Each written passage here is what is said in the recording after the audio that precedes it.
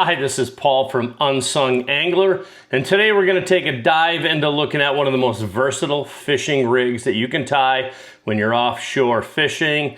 It's called the high-low rig, or also called the chicken rig. This is a great rig to tie if you're fishing for snapper, grouper, multiple species of bottom fish. But we're not just going to show you how to tie it, we're going to show you a couple tricks that helps you get to and from your fishing spot without getting everything tangled up. And stick around till the end. I'm going to show you an additional single hook rig that I use when I'm specifically fishing for anything where I need a smaller hook. Okay, let's start with the classic high-low rig. A couple things you're going to need: 30 to 50 pound mono. Typically I use 30 pound mono. This is nothing fancy, Berkeley big game mono. You'll need two hooks. I use these eye-up circle hooks. These are just eagle claw, octopus circle hooks, 1/0s. I'll typically use these a lot for, when you're using squid as bait. And that's it. Key thing that we also need is a tape measure, small tape measure. I'm an engineer, I'm kind of anal about certain things, so I like to make sure I get all my rigs are the same size. And there's one thing that I do differently than others I've seen online. I like to tie mine so we have two loops of equal length with a specific space in the middle, so that we can hook our hooks together like this and eliminate any kind of tangles or hooking ourselves. So let's get started. I'm gonna pull off some line, okay? And the first thing I'm gonna do is come down from one of the ends, about 2 feet. And we're gonna make a 6-inch loop.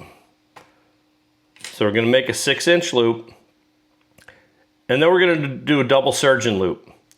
We're gonna make a loop in the line, pull this through once, twice, and seat that. Now we're gonna rotate the line and have it in opposing hands like this. So what we're gonna do next is take one side and loop it back and forth. 1, 2, 3, 4, 5, 6, 7. Okay? Once we get to 7,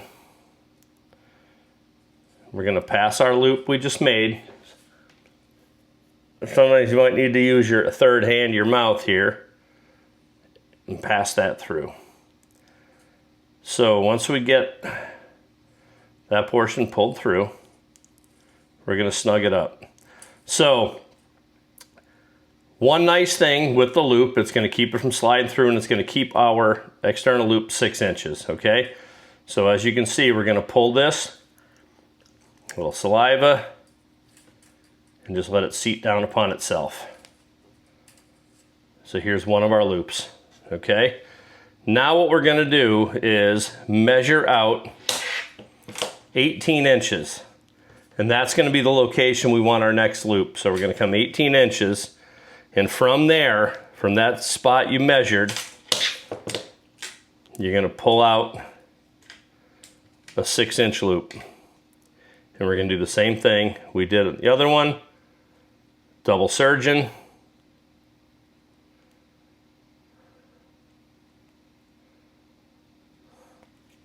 Seat it. Cross the line.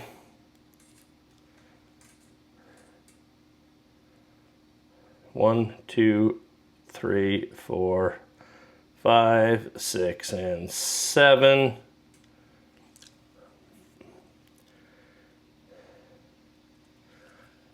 Use our mouth if needed. Get that through. Okay. And we're gonna seat that one. So there we go. We have our 2-hook rig. So when we put our octopus hooks on, fold in half, fold it in half, push it through, and then just wrap it on secure it tight.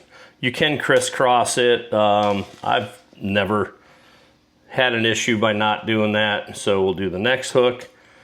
And how this method, if you do this 6-inch and 18-inch method, will keep you, it'll keep your rig from getting so tangled up. So now we have 2 hooks on. Now you figure your depth you want to fish on the bottom. So I'll usually come down, 2 feet or so, and I'll do another surgeon loop. For this one, you could do a single or a double, it doesn't matter. This is where you'll slip on your bank sinker, which I didn't grab. But y'all know how to put a bank sinker on. Just double that over on the loop.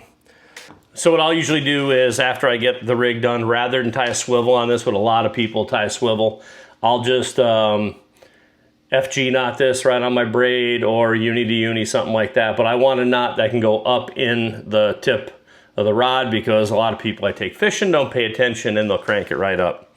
Here's where this is nice, and I'll try to get a video of it on the rod included in here. You hook these 2 hooks together, and what I'll do, so when you pull this, you have it just like that. I'll loop one end, the end with the loop for my sinker. I'll put it on my rod, the reel handle, and then the other just through the rod, up through the guides. So what's nice here, this doesn't clang around. You don't hook yourself and keep your sinker in your pocket. You take it off, put it back on if you're going from spot to spot, or put it in a cup holder, whatever you got to do. But this is nice. This works out really well, I think. Nice clean rig. That is our 2-hook high-low rig. So the next one we're going to do is just a single hook variation. So anyone who's ever fished for triggerfish, you're going to know even big triggerfish have a very small mouth. So I will use a way smaller circle hook for triggerfish if I'm specifically targeting triggers. They'll come up and if you're getting a bite and your bait's instantly gone, especially squid. Squid's pretty tough. Triggers they have teeth, they'll bite right through it. So I will fish a small single circle hook like this on a similar rig. Now the issue, if you double the line up, you're never gonna get this number 1, and these are mustad, a tuna circle, it doesn't matter. I like the rounder shape of these, and they're very small, but you're never gonna get doubled up 30-pound mono through this. So let me show you the step that I do for that.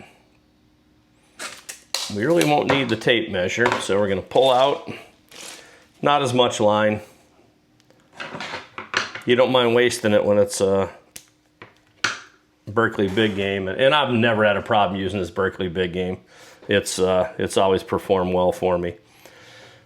All right, so we're gonna skip tying the surgeon loop to start. Reason I do that is just basically to get my loop in a specific location. It doesn't affect, I've caught some big fish on these rigs and I've never had a knot pull.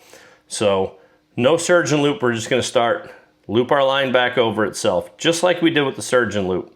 We don't need to go crazy with a lot of line, and now we're gonna do the same thing. 1, 2, 3, 4, 5, 6, 7. I go 1 extra with this. So now, being we don't have a loop from the surgeon loop like we have, we want to pull this tag end here up through that hole. Here's where this helps. I'll poke it through a little bit. I know we're not going to be able to see it well, and bite it. And all right, there we go. So we seated our knot. Okay, so if you look close, you can see we have 2 tag ends. They're stacked one on top of another.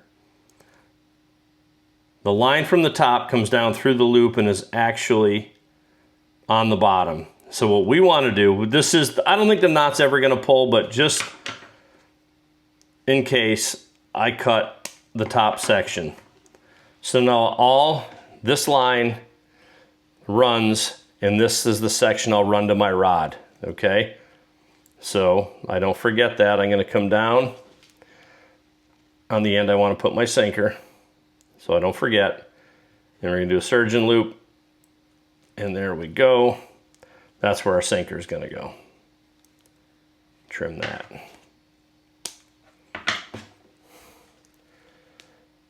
So now we have our single hook rig. This line that I cut, being I cut the bottom tag, this is what's going to head back to our braid. So that's a straight connection. This is just tied on for our sinker.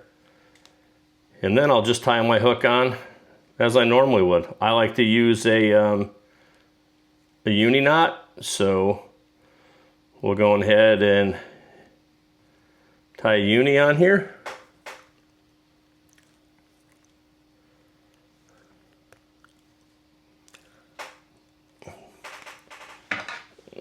Hook it in my scissors to give me a little tension to seat it. Okay, seated that. And there is a single hook rig sinker. Put your bait there. And then tie this end a little long, trim that a little bit.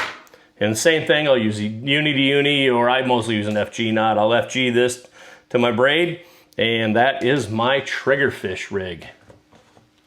So whether you're sending down squid chunks for snapper or fiddle crabs for sheep's head, the high-low rig and its single hook cousin should be in your arsenal. Keep it simple, keep it clean, and don't forget those anti-tangle tricks. So if you found value in this video, I'd appreciate a thumbs up. And if you're not a subscriber, go ahead and click that subscribe button and follow us on our journey. Like I always say, triggers are back in. We've been trying to get a chance to run offshore. Looks like tomorrow we'll be running offshore. So keep an eye out for another video on offshore fishing here at Unsung Angler. Thanks for watching, guys.